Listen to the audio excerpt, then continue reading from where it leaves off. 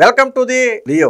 గత 2 రోజుల నుంచి వైసీపీ సోషల్ మీడియాలో కావచ్చు లేదా జగన్ నడిపే సాక్షి పత్రికలో కావచ్చు బాలకృష్ణ మీద విపరీతమైన రాతలు రాస్తున్నారు.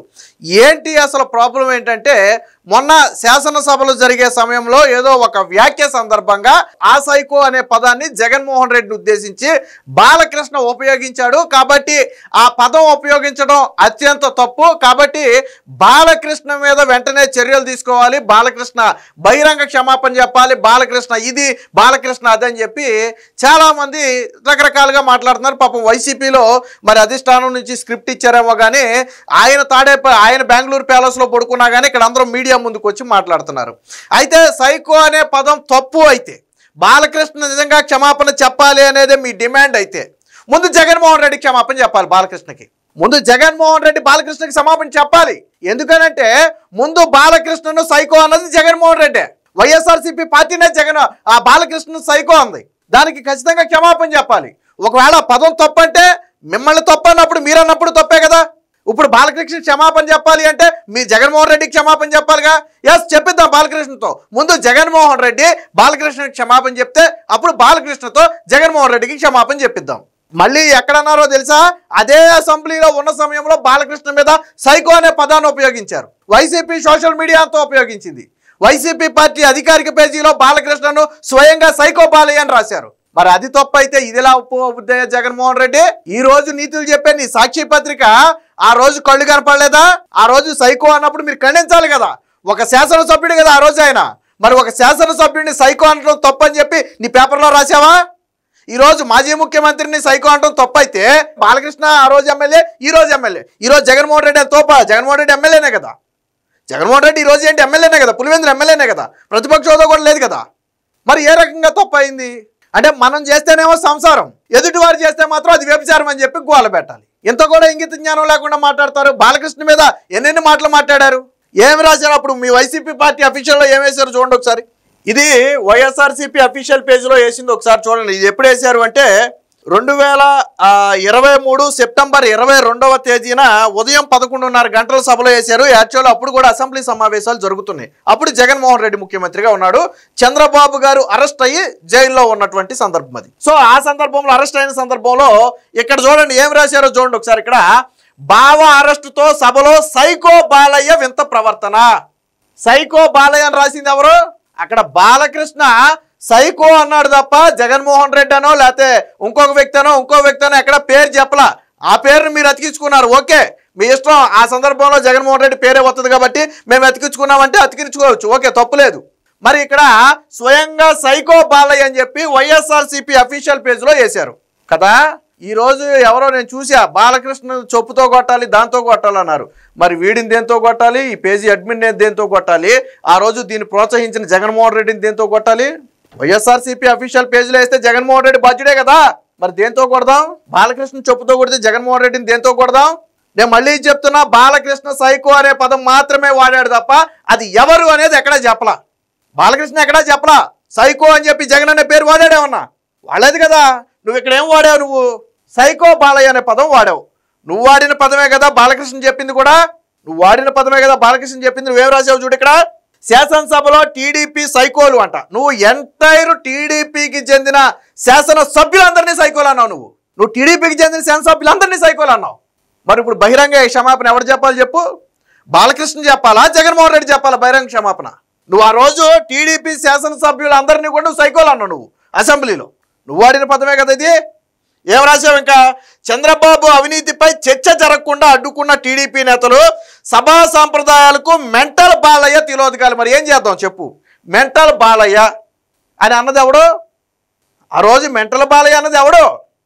నువ్వు టీడీపీ శాసనసభ్యులందరినీ సైకోలు అనొచ్చు, బాలకృష్ణుని మెంటల్ అనొచ్చు, బాలకృష్ణుని సైకో బాలయ్య అనొచ్చు, కానీ పేరు చెప్పకుండా సైకో అంటే మాత్రం మీకు తప్పు వచ్చింది. బాలకృష్ణ క్షమాపణ చెప్పాలా దీనికి? ఇప్పుడు చెప్పండి, ఎవడైనా సరే ఎవడికి క్షమాపణ చెప్పాలో. ఇది చూసిన తర్వాత ఆ రోజు అధికారం నెత్తి మీద ఉంది కాబట్టి కళ్ళు కనపడలా, కాబట్టి ఎవరినైనా సైకో అనొచ్చు. ఈ రోజు బండకేసి పోతే 11 సీట్లు వచ్చినాయి, అసెంబ్లీకి రమ్మంటే బెంగళూరు ప్యాలెస్ పారిపోయి పడుకున్నాడు. అసలు జగన్మోహన్ రెడ్డి పేరే ఎత్తలేదు. అయినా కానీ జగన్మోహన్ రెడ్డికి బాలకృష్ణ క్షమాపణ చెప్పాలి. ఎందుకు చెప్పాలి క్షమాపణ? జగన్మోహన్ రెడ్డి చెప్పాలా. ఆ రోజు శాసనసభ్యులందరినీ సైకో అన్నందుకు జగన్మోహన్ రెడ్డి చెప్పాలా, బాలకృష్ణను సైకో బాలయ్య అన్నందుకు జగన్మోహన్ రెడ్డి చెప్పాలా, మెంటల్ బాలయ్య అన్నందుకు జగన్మోహన్ రెడ్డి చెప్పాలా క్షమాపణ? ఎవరు చెప్పాలి క్షమాపణ? ఇప్పుడు చెప్పండి, ఎవడెవరికి క్షమాపణ చెప్పాలి?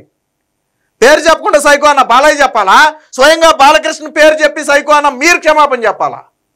రాజకీయాల్లో మరి ఇంత దగ్గర ఇది మీరు రాసిందే కదా, ఇది ఉదాహరణ కూడా తెచ్చాం, మీరు రాసిందే కదా. ఏంటి బాలకృష్ణ చేసిన పాపం ఏంటంటే సభలో విజిల్ వేసాడంట.